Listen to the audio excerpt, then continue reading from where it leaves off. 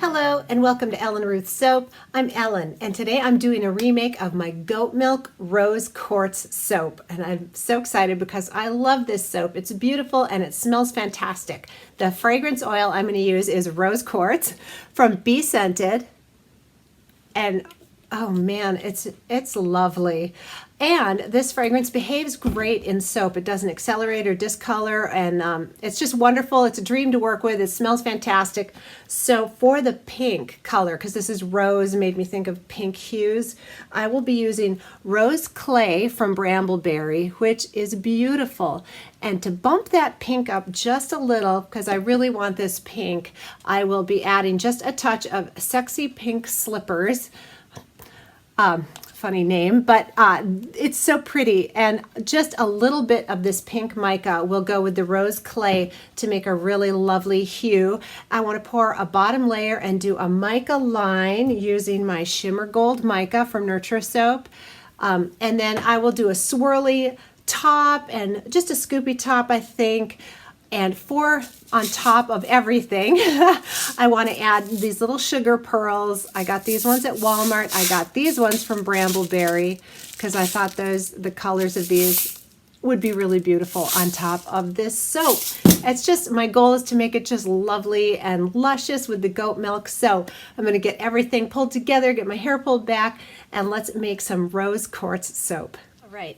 I'm about ready to move forward here with the rose quartz soap. I've got the goat milk lye solution prepped here, but I wanted to read the scent description for this fragrance because I find this so lovely. I am not a huge floral fan. To me, a lot of times, I don't know, it smells cloying, but this is just lovely. So it's described as lovely citrus notes of bergamot, orange, and grapefruit on a bed of jasmine, sandalwood, musk, and rose petals. So that's how Be Scented is describing it.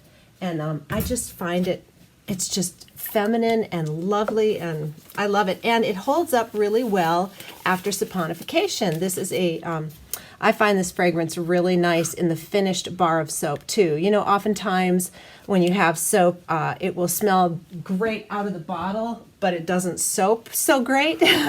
Well, this one I find it smells great on both sides of it, so that's a plus. So here I've got my goat milk lye solution, which I did dissolve a tablespoon of cane sugar in here before I added the lye crystals. It's got goat milk, it's got tussa silk fibers, sodium lactate, and about a half a teaspoon of titanium dioxide to keep things on the lighter side. So that is what's going in here.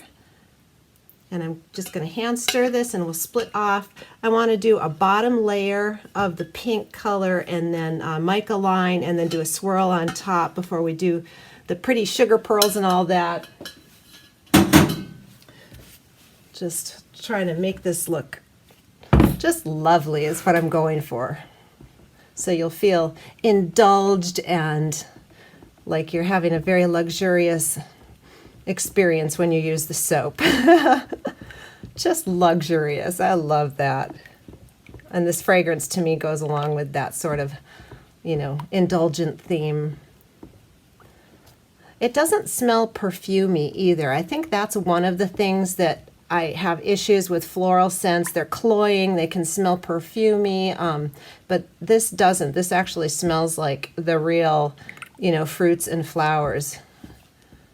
All right, we've got emulsion here, so I'm going to go ahead and pour off over here for that beautiful rose clay and just a pinch of that pink slippers. Let's see, we'll do about,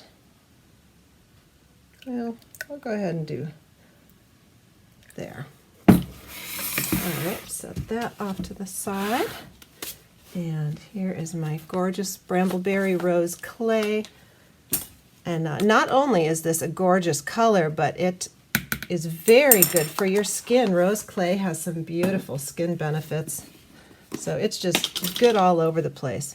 And I'm going to just do maybe half a teaspoon of the pink slippers, and let's see what that gives us for color. And of course I could always add a little more in there if I need to, but we'll just get this blended and see. I'm going to whisk this and make sure that everything's not going to speed up too much, and I might run my stick blender through if I need to.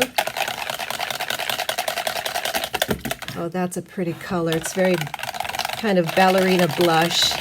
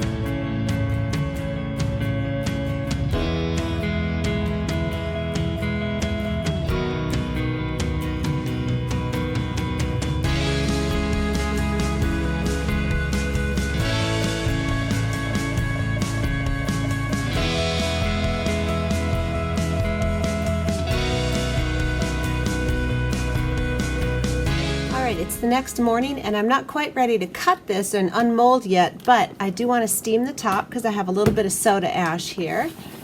So this is just a clothes steamer from Amazon that I have a link down in the description box below, and you just run the steam along the top of the soap if you have soda ash or dullness, and it brings a sheen up to it. Now of course it's wet. As I'm doing this it's making it wet, but when it dries it will maintain a nice little shiny sheen, which I think just adds a little something pretty to your soap.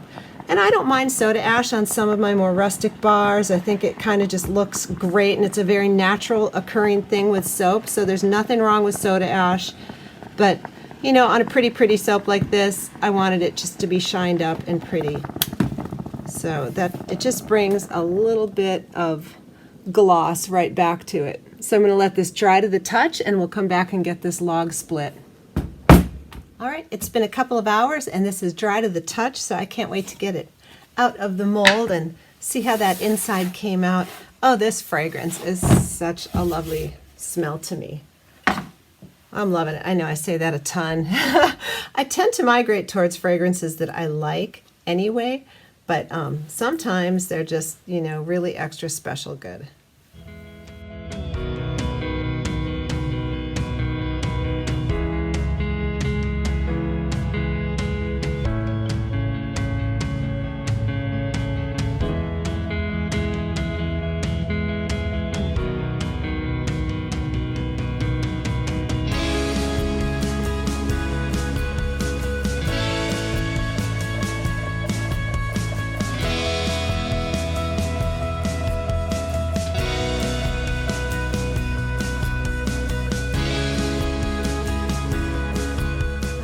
get into the middle of these gorgeous rose quartz bars. They smell so good and they look so pretty. I just think these are just lovely all over the place in a little mica line. I love pretty much everything about these.